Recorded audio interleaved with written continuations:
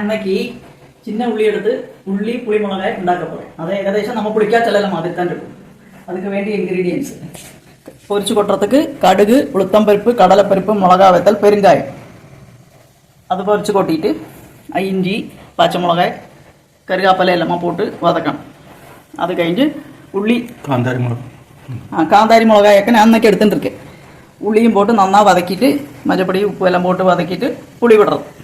புளி விட்டுட்டு ஒடுவில் அந்த வெந்தயம் வறுத்து பொடிச்சு வச்சுருக்கேன். அதையும் போட்டு அளக்கிறது. நான் பண்ணுறது காட்டித்தரேன்.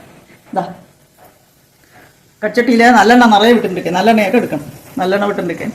அதே பெருங்காயம் போடுறேன். பெருங்காயம் போட்டிருக்கேன். கடுகு, உளுத்தம்பருப்பு, கடலைப்பருப்பு போடுறேன். அது நல்லா பொரிஞ்சதும் கருகாப்பிலை போடுறேன். அது போட்டுடும் தொடங்கியாச்சு. கடுகு போட்ட தொடங்கியாச்சு. கருகாப்பிலை,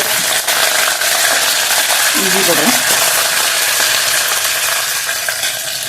இந்த வெள்ளை காந்தாரியாக்க எடுத்துட்டுருக்கேன். பச்சை மிளகாயும் போடலாம். என்கிட்ட இது இருந்தது, நான் அதை போடுறேன்.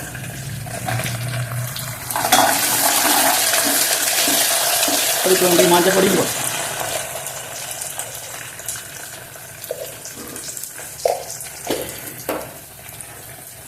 இந்த உள்ளியும் போட்டுட்டு நல்லா வதக்கணும்.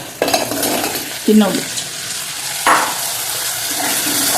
2-3 மினிட் நல்லா வதங்கின பின்னா புளி விடுறேன். அது வதங்கிறதுக்கு கொஞ்சம் உப்பு போடும்.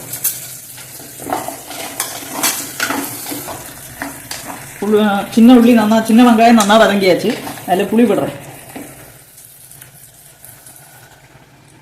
நல்லா ஒரு பெரிய ചെറുനാരങ്ങ വലുപ്പത്തിൽ പുളി എടുത്തിട്ടുஇருக்கேன்.